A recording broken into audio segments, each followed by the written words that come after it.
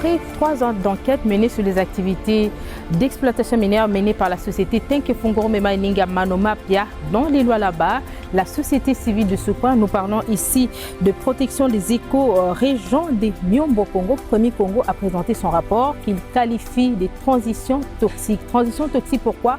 Parce qu'il y a des vies humaines qui sont en danger. On parle également des préjudices sur le plan environnemental, mais également sur le plan économique. Pour en savoir plus, nous recevons 2 invités sur le plateau. Monsieur Christian Bouena, qui est coordinateur de l'organisation non gouvernementale Protection des éco-régions des Myombo Congo, mais également Madame Patricia Kachala, qui est chargée de programme. Nous le recevons dans cette pépinière Mbokambila Congo, gérée par l'horticulteur Monsieur Mangalibi. Déjà, vous voyez avec ce microclimat, laissez comprendre que les échanges seront très intéressants par rapport à cette question minière, une question qui touche la souveraineté de la République démocratique du Congo, une question avec beaucoup d'enjeux, et c'est avec beaucoup de passion que nous allons aborder ces thématiques. À très bientôt.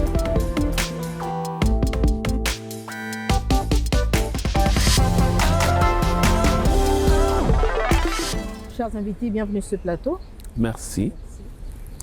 Je commence par vous, Monsieur Christian Bouenda. Vous êtes coordinateur de la structure protection des éco-régions des Myombo Congo, Premier Congo, c'est ça, accompagné de Madame Patricia Kachala, chargée du programme. La toute première question, j'ai présenté l'intitulé de notre émission Transition toxique. C'est de cette façon que vous avez présenté votre rapport mené sur les activités liées à l'exploitation minière par la société Tenke Funguro mais dans le Lualaba. Pourquoi l'avoir qualifié de toxique? Merci pour cette question. Il faut d'abord mettre l'accent sur la transition énergétique. Et c'est un concept qui est à la mode. Le monde veut laisser de côté les énergies dites polluantes pour adopter les énergies vertes. Et parmi ces différents types d'énergie qui s'offrent à l'humanité, il y a les batteries électriques, le solaire, etc. Et pour cette technologie, on a besoin des minéraux qui sont en RDC, qui sont dans le Lualaba. Comme par exemple comme étant des minéraux stratégiques. Le cuivre, le cobalt. Et il y a toute une ruée des entreprises minières sur les 2 minéraux qui sont parmi celles qui sont dites stratégiques. Voilà pourquoi nous avons parlé de transition. Alors toxique, pourquoi? Parce que nous avons constaté que l'exploitation de ces minéraux dites stratégiques était toxique pour ceux qui vivent à côté de ces sites d'exploitation. Vous dites que toxique, c'est par rapport aux communautés riveraines, si je peux comprendre cela, mais est-ce que la toxicité n'est pas liée au non-respect de normes liées à cette exploitation? Oui, essentiellement, nous devons pointer du doigt le fait que les entreprises minières qui sont installées dans le Haut-Katanga et dans le Lualaba se comportent comme si il n'existait pas de lois environnementales en RDC, comme si le code minier ne donnait pas des instructions sur la manière dont les entreprises devaient s'y prendre pour gérer l'environnement. Et entre autres, nous mettons l'accent sur le fait que la société Tenke Funguro Mining, dont il est question dans le rapport, n'a pas publié ses études d'impact comme le dit la loi, n'a pas consulté les communautés de Manoma Pia avant de s'installer sur le site. Tout cela, ce sont des éléments qui montrent qu'ils sont en train de violer la loi tranquillement, comme si les services de l'État n'existaient pas pour pouvoir exiger le respect de toutes ces normes qui sont comprises dans la législation. Madame Patricia Kachala, nous parlons de la transition toxique. Est-ce qu'on peut déjà savoir ce que ça donne sur le terrain en termes de réalité pour qu'on parle réellement d'une transition toxique? J'ai parlé avec différentes personnes. Il y en a qui sont là depuis les années 2000, donc plus de 20 ans. Il y en a qui sont là depuis 15 ans. Ils vivaient normalement, l'air était respirable. Mais juste après la mise en service de l'usine 30K, les communautés environnantes ont ressenti un problème majeur. Ils ne pouvaient pas respirer normalement. L'air avait une odeur insupportable. C'était irrespirable. Ça suffoquait. Et après, ils ont constaté qu'il y avait des saignements de nez. Alors, qu'est-ce qui vous fait dire que cela est lié à l'exploitation minière de la société Tenke Fungurume Mining? Ça ne pouvait pas aussi être lié à d'autres raisons C'est climatiques? la période de la survenue de l'événement. Je vous ai dit que ces gens-là vivaient là depuis longtemps. Il y a des gens qui sont là-bas depuis 20 ans, 15 ans. Ils n'ont jamais connu de problème. Mais juste au moment où le démarrage de cette usine a eu lieu, ils ont constaté ce problème. Hormis les difficultés respiratoires, quels sont les autres problèmes qui ont été des picotements dans les yeux. C'est comme si on avait jeté des gaz lacrymogènes dans l'air. Ils ont des problèmes d'yeux. Vous savez que dans ces communautés-là, dès que le gaz est lâché, les gens ne savent même pas s'installer dans leur jardin, rester prendre l'air frais dehors. Ils sont obligés de se barricader dans leur maison et malgré qu'ils sont enfermés dans la maison, ils sentent toujours ces problèmes-là. Ça pique dans les yeux, ça pique dans le nez, vous ne savez pas respirer normalement, vous suffoquez. Le constat vous a aussi amené dans les centres hospitaliers. Qu'est-ce que les médecins disent? Effectivement, nous nous sommes dit, nous ne pouvons pas conclure sur base de ce qui se dit, des on-dit, de ce que la population raconte. C'est ainsi que nous nous sommes adressés à certains centres hospitaliers et vous comprenez que dans le cadre de la confidentialité, on ne peut pas mentionner des noms, mais ce sont des centres qui sont présents dans ce quartier-là. Les cas qui ont été recensés s'élèvent à plus ou moins combien? Autour de 1200. Autour de 1200. On a approché les centres et on a invité des experts pour qu'ils puissent analyser des fiches médicales qui ont été collectées auprès de ces centres. Et on a constaté que la courbe de la progression des maladies pulmonaires, il y avait des pics autour de la période où on a démarré l'usine 30K. Monsieur Christian, pouvez-vous nous parler de la pollution de l'air? Est-ce que vous avez eu à mener quand même des études sur ça et nous dire si réellement cet air-là est pollué? Avec qu'est-ce que vous avez à travailler? Nous avons pris 3 ans pour rassembler les données. Nous avons à un certain moment confié la question de la pollution de l'air à un cabinet d'experts, des professeurs de l'université de Lubumbashi, qui ont fait les analyses, qui ont fait le suivi entre le mois de septembre 2024 et le mois de janvier 2025. Et donc, plus ou moins 5 mois, pendant 5 mois, ils ont installé des capteurs qui ont pu permettre de confirmer qu'effectivement, c'était les émanations de l'usine 30K qui étaient à la base de la pollution de l'air dans la contrée. Je reviens sur le consentement libre et préalable. Vous avez dit que les communautés locales n'ont pas été consultées et jusqu'ici, les lois ne sont pas respectées. Alors, comment cette usine est arrivée à s'installer là et commencer à exploiter? Il n'y a pas eu de consultation préalable. On n'a pas présenté l'étude d'impact. La loi parle aussi de présenter une version non technique à la portée de tous pour que les gens comprennent ce qu'il y aura et quelles sont les mesures que l'entreprise prend pour atténuer les impacts négatifs. Tout ça, l'entreprise n'en a pas tenu compte. Et je suis quand même un peu surpris de constater que même les services de l'État avec lesquels nous avons échangé ne semblent pas mettre l'accent sur le fait que l'entreprise n'a pas respecté la loi en ce qui concerne les études d'impact. Parlons des études d'impact environnemental, nous savons par exemple qu'il y a l'Agence congolaise de l'environnement. Est-ce que vous les avez approchés et avoir leur avis? Le ministère de l'Environnement, le ministère des Mines aussi? Il faut dire d'abord que sur place, dans le Haut-Katanga et dans le Lualaba, il y a bien sûr tous les services de l'État qui sont là, mais qui ne nous ont pas ouvert les portes. Mais dans le cadre de notre plaidoyer, nous sommes arrivés à Kinshasa. Nous avons été reçus à l'Agence congolaise de l'environnement et nous avons été reçus à la direction de protection de l'environnement minier où nous avons eu à avoir des échanges. Nous estimons qu'il y a un vrai problème, c'est le problème de collaboration entre les différentes agences de l'État qui doivent réguler le secteur.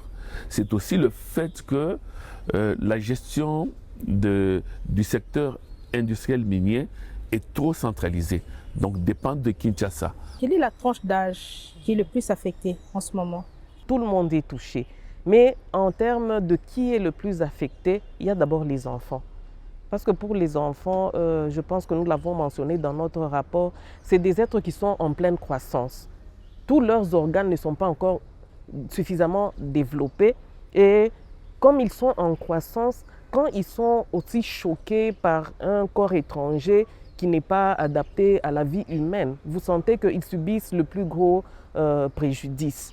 Et d'ailleurs, ce que nous avons constaté sur le terrain, le plus grand nombre de saignements donnés, c'était parmi les enfants. Mais au-delà des enfants, il y a une autre catégorie, il y a les femmes. Et la femme, quand elle est enceinte, elle devient très vulnérable. Vous imaginez une femme enceinte qui est exposée à un gaz toxique à des niveaux élevés. C'est très dangereux parce qu'au-delà d'elle-même, elle porte une vie en elle. On parlait de la centralisation des services au niveau de Kinshasa qui constituerait une des pesanteurs. Il y en a d'autres que vous pouvez énumérer. Je pense que cette centralisation-là amène une certaine pesanteur, même dans notre travail quand nous sommes au niveau local. Toutes les décisions doivent se prendre à Kinshasa. Et quand les solutions dépendent de Kinshasa et que ça doit prendre tout ce temps-là, vous voyez à quel niveau le préjudice qui pouvait être minime au départ ne fait que prendre de l'ampleur. Il y a une autre pesanteur, c'est la collaboration entre les services de l'État. Vous savez que, curieusement, notre législation donne au ministère des Mines le soin de gérer également l'environnement, ce qu'on appelle l'environnement minier. Et je me demande comment est-ce que, scientifiquement parlant, on peut séparer l'environnement minier du reste de l'environnement. Alors, on va passer à la rubrique Éco-découverte avec cette courte vidéo qui nous provient d'ailleurs des Prémis Congo sur les réalités vécues sur le terrain par les communautés riveraines. Éco-découverte.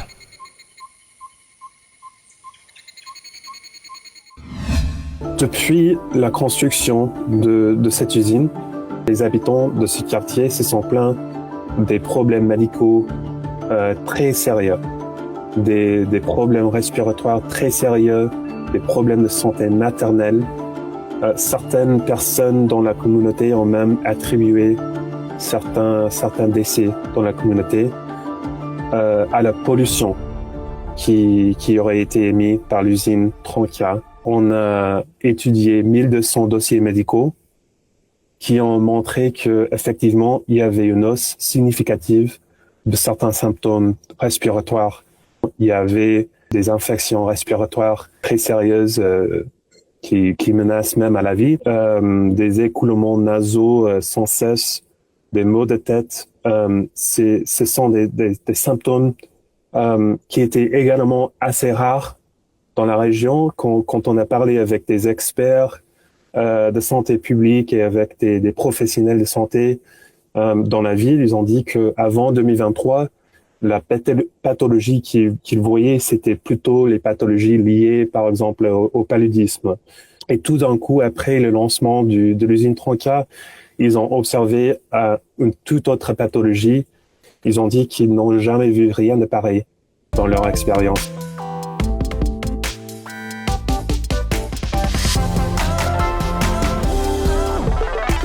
Madame Patricia Kachala, à combien évaluez-vous les prix des préjudices causés? Il serait vraiment difficile de donner une évaluation parce qu'au-delà de l'impact sur la santé, je vous ai parlé des impacts économiques où les gens ont perdu beaucoup de choses. Ils ont fait des champs où ils n'ont pas pu récolter convenablement. Surtout ce sont des populations paysannes. Surtout ce sont des populations paysannes. Au-delà de ça, une question peut-être que nous n'avons pas vraiment approfondie. L'entreprise a décidé de délocaliser les gens. Et il s'est fixé une limite pour dire à 1000 mètres de la clôture. Mais madame, est-ce que quelqu'un peut nous dire jusqu'à quelle distance un gaz peut se répandre dans l'atmosphère? Donc c'est des pertes vraiment qui seraient difficiles d'évaluer et qu'on devait réfléchir dessus. Alors en dénonçant cette action, qu'est-ce que vous visez au finish? Oui, voilà. D'abord, la première chose, je veux mettre l'accent sur le fait que nous ne sommes pas opposés à l'exploitation minière. Notre problème n'est pas là. Nous mettons l'accent sur le fait que les investisseurs miniers doivent respecter l'État congolais. Ils doivent aussi respecter les communautés riveraines de leur site d'exploitation. Et la moindre des choses que nous pouvons attendre d'eux, c'est qu'ils puissent d'abord respecter le prescrit de la loi. Le cas de Tenke Fungurume Mining, je dirais que c'est un cas emblématique. Mais c'est une situation qui est très répandue dans l'interland minier, c'est-à-dire dans la ceinture du cuivre katangaise. Il y a beaucoup de communautés qui subissent pratiquement le même type d'impact. Donc nous attirons l'attention sur le fait que l'État doit fonctionner de nouveau. L'État doit contraindre les investisseurs à respecter les lois. Alors, on peut comprendre que pour l'instant, les actions que vous menez, c'est justement pour interpeller l'État à faire face à ses responsabilités. Oui, il y a la part de l'État, il y a la part des entreprises. Je n'ai pas voulu louper cette occasion. Les entreprises connaissent les lois. Non seulement les lois nationales, mais elles cherchent des certifications au niveau international. Mais qui doit faire respecter ces lois d'abord? Oui, il faut faire respecter ces lois. Mais au-delà de ça, je tiens sur le fait qu'elles sont informées. Elles connaissent ce qu'il faut pour protéger les communautés. D'ailleurs, dans leur engagement, il y a l'obligation de protéger, mais il y a aussi l'obligation de réparer. Qui est censé faire les suivis pour contraindre ces entreprises à respecter la loi? Je compte sur la bonne foi des entreprises avant de parler du gouvernement, madame. En tant qu'entreprise, il y a les principes de bonne foi, exécution de bonne foi. Et elles sont astreintes à l'obligation de réparation. Est-ce qu'elles peuvent réparer ce qu'elles ont causé comme préjudice aux communautés avant de parler à l'État qui doit faire le suivi? Nous comptons sur notre État pour que le suivi soit fait. La loi, elle est claire. Elle propose même quelles sont les sanctions qui doivent être prises dans tel ou tel événement ou bien en cas de telle ou telle violation. Nous demandons à l'État qu'elle puisse procéder, appliquer la loi et voir ce qui doit être fait. Et vous avez parlé de la certification. Oui. Pensez-vous que vous pouvez arriver à bloquer ce processus? Nous espérons que nous pouvons bloquer le processus parce que TFM a demandé la certification par IRMA. Et IRMA était en train de faire l'audit. C'est encore en cours. Ils n'ont pas encore donné les résultats. Nous comptons sur IRMA pour que, comme nous avons produit le rapport maintenant, qu'ils puissent aussi s'inspirer de ce que nous avons mis en surface pour voir à quel niveau ils peuvent accorder la certification. Alors, si ces entreprises ont toujours été certifiées, on peut aussi comprendre qu'il y a la complaisance quelque part de la part des auditeurs? Oui, ce qui se passe généralement, c'est que l'entreprise peut aussi créer sa société civile, ses ONG, ses communautés et faire visiter les auditeurs, les gens qu'ils veulent qu'ils puissent être visités. Et c'est de cette manière-là que beaucoup d'entreprises dans la ceinture du cuivre obtiennent leur certification par des manœuvres frauduleuses. On passe à l'éco-créativité. Éco-créativité.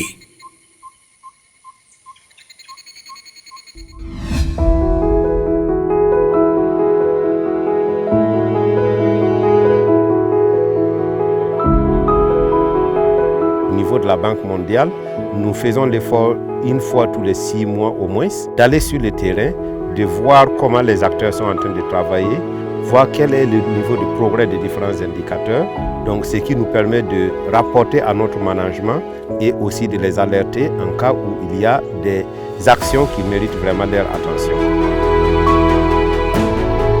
Au niveau de l'unité de coordination et avec l'accompagnement de la banque, on a dû développer une stratégie pour anticiper l'arrivée de cet assistant technique pour commencer à faire des résultats.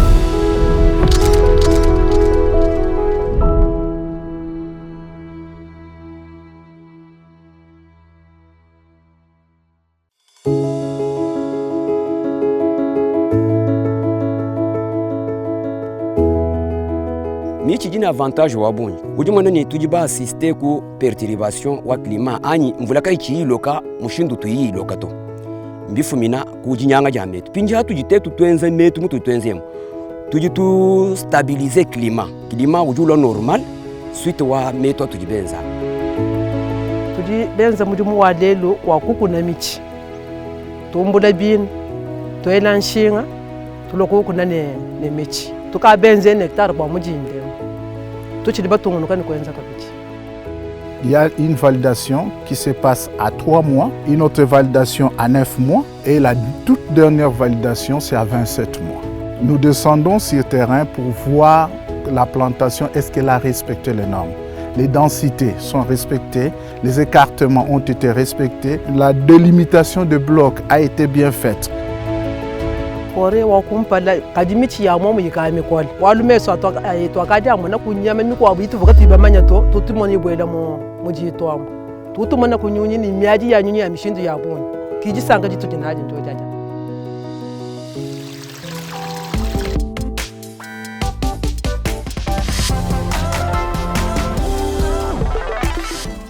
Alors, à vous entendre parler, vous êtes vraiment déterminé à bien mener votre plaidoyer. Est-ce qu'on peut aussi s'attendre, par exemple, à la suspension des activités pour l'instant au regard des dégâts constatés sur le terrain?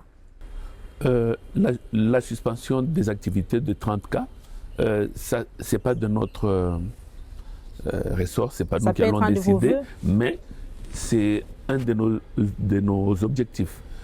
Que l'État puisse demander, qu'on puisse suspendre les activités de cette usine afin de permettre de détecter là où le problème se pose et de mettre en avant ou de prendre des mesures correctives avant de relancer la machine.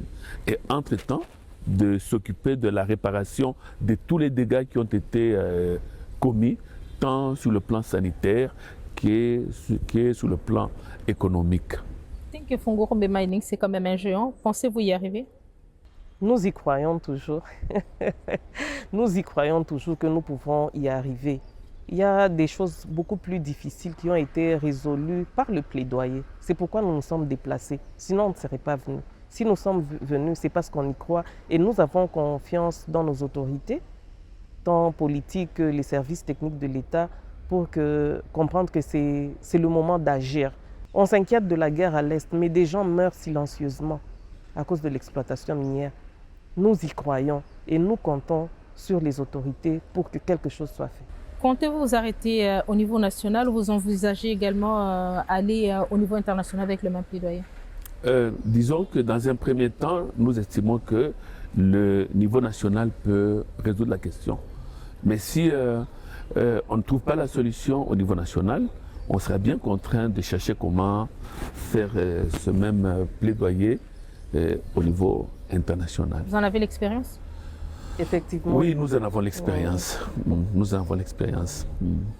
Si vous avez amené ces gens de plaidoyer au niveau international, vous avez pu obtenir gain de cause? D'abord, il y a quelques années, nous sommes venus encore ici pour la question du bois rouge. Vous savez, le Pteocaptis tinctorius, qui est communément appelé au Katanga dans les langues vernaculaires Kakula ou Mukula. C'est un bois qui est très prisé par le marché chinois. Et pendant des années, on a dévasté les forêts du Katanga au détriment des communautés et au détriment de l'État congolais. Lorsque nous avons produit les rapports, nous avons fait à la fois pression ici chez nous, en venant ici à Kinshasa, voir les services et personnes qui avaient décision sur le secteur, mais aussi en faisant connaître à l'opinion publique chinoise les réalités de ce qui s'est passé. Et effectivement, nous avons eu gain de cause et le secteur de l'artisanat de bois a été effectivement maîtrisé à la suite de ce plaidoyer-là. Quand vous dites maîtriser, ça veut dire quoi? C'est-à-dire qu'on a suspendu la coupe et on est en train de mettre en place un encadrement efficient afin que le secteur puisse maintenant profiter et à l'État congolais et aux communautés concernées. Donc ça, c'est quand même quelque chose de Oui, c'est vrai positif. Que ça, c'était dans le cas de l'exploitation du bois. Est-ce facile dans le secteur minier aujourd'hui, un secteur hautement stratégique aussi? Nous avons aussi une expérience. Nous avons fait le monitoring du respect de l'environnement pour une entreprise toujours au Katanga, où nous avons trouvé que l'entreprise Là, c'est dans le secteur minier. déversait ses rejets dans la nature. Nous avons fait sortir ça dans le rapport de monitoring que nous avons fait.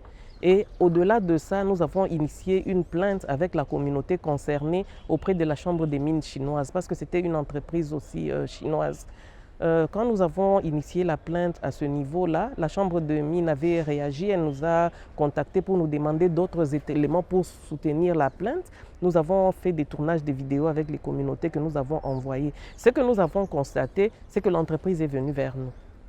Bon, c'est vrai, elle ne nous a pas dit, oui, nous avons pollué. Elle nous a dit, non, vous n'avez pas bien vu, on vous demande de venir voir. Il s'est passé beaucoup de temps, mais nous avons constaté, par exemple, qu'ils ont creusé des très grands bassins et sans risque de me contredire, je peux dire que c'est parmi les meilleurs que nous avons dans le secteur actuellement. Ils nous ont amenés, nous étions à 2, on est allé visiter, on a vu les bassins de décantation, c'était merveilleux. Ils nous ont montré comment ils maintenaient même la végétation autour de leur site et tout ça. Et nous faisions ce suivi-là pas à pas avec eux. Ils nous demandaient souvent de faire la visite pour voir comment ils progressaient. Et pour moi, c'est un très grand succès parce que comme M. Christian l'a dit, nous ne sommes pas là pour combattre les entreprises minières.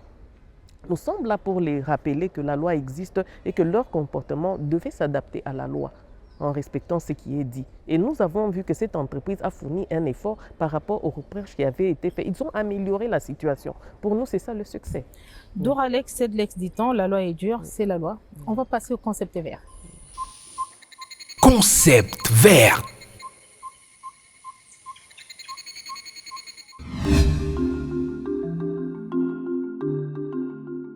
La transition énergétique désigne les passages d'un système basé sur les énergies fossiles à un modèle plus durable, reposant sur des énergies propres et renouvelables.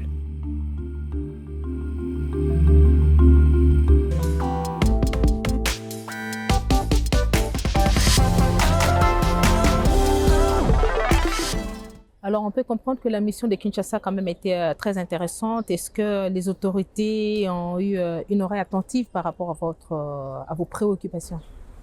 Bon, ce qu'il faut dire, c'est que nous n'avons pas encore rencontré toutes les autorités que nous devions rencontrer, mais celles que nous avons rencontrées jusque-là, avec les services techniques de l'État, par exemple, il y a eu beaucoup d'échanges, des discussions sur les aspects techniques, etc. Mais ce qui est vrai, c'est que nous avons été bien reçus. Avec les autorités qui nous ont reçus jusque-là, nous avons été écoutés. Nous avons aussi senti cette préoccupation de régler le problème de manière globale.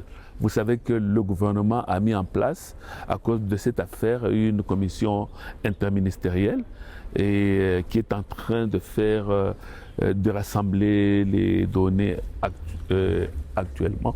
Et avec les conclusions de cette commission, nous espérons que des mesures efficaces et efficientes seront prises pour pouvoir mieux réguler la gestion de l'environnement dans le secteur des mines. Et pour l'instant, quelle est la réalité qui nous provient de Manoma Pia? Comment vivent les communautés pour l'instant, pendant que vous êtes en plein plaidoyer? Bon, il y a des situations différentes. Il y en a qui se sentent dans l'insécurité. Je ne sais pas, je dis ça parce que c'est le rapport que nous recevons. Nous ne sommes pas à Manoma Pia. Il y en a qui se disent être en insécurité. Par rapport à leur dénonciation? Oui, par rapport à leur dénonciation. Et c'était aussi pour nous l'occasion de parler aux autorités pour demander que les gens ne se sentent pas en insécurité à cause de ça. Ils se sentent mal dans leur communauté, c'est leur droit de dénoncer. Donc on ne doit pas les mettre en insécurité à cause de ça. Mais il y en a qui disent qu'ils ne sont pas inquiétés. On sait que ça bouillonne un peu avec la commission qui est descendue. Il y a les acteurs de la société civile qui sont engagés, qui ont été contactés par la commission. Ils comptent voir aussi quelques personnes victimes et nous espérons que de tout ça, quelque chose va ressortir. Donc, à ce niveau, nous ne savons pas très bien le travail, comment ça se fait sur place. Peut-être que c'est avec le rapport ou bien quand nous allons rentrer au Katanga que nous pouvons aussi décider de nous rendre sur place pour tester un peu la température par rapport au travail de la commission. Et que dit Tenke Fungoro Mining jusqu'ici? Dans la réponse de Tenke Fungoro Mining à notre rapport, je constate d'abord qu'ils n'ont pas nié qu'il y avait pollution. Ils ont admis. Dans leur réponse, il est clair qu'ils disent oui, c'est vrai qu'il y avait eu pollution, mais ils disent qu'ils ont maîtrisé la situation depuis avril 2024, que c'était entre 2023 et avril 2020. Donc la mise en service de l'usine à la mi-2023 jusqu'à avril 2024, là, ils disent oui, c'est vrai, cette période-là, il y avait effectivement pollution. Mais qu'après avril 2024, qu'ils avaient maîtrisé la situation, etc. Mais ce qui est vrai, c'est que nous avons été là, même après avril 2024, et je vous ai dit que nos consultants ont été sur les sites entre septembre 2024 et janvier 2025. Moi, j'ai été la dernière fois sur les sites en décembre 2025, il y avait toujours pollution. Il y avait toujours pollution. Alors, il y avait toujours pollution. Là, je comprends qu'il y a contradiction par rapport à ce rapport. Est-ce cette contradiction est intervenue après votre pression ou quoi? Parce que le rapport que je détiens entre mes mains dit que Tenke Funguro Memayininga a nié les allégations de pollution environnementale, leur impact négatif sur la population et tout lien avec ses activités. Oui, oui. Comment justifier? Ils ont nié, ils ont dit. Ils ont maîtrisé la situation à partir d'avril 2024. Donc, dans la lettre est très détaillée. Hein. Il commence par un jargon technique.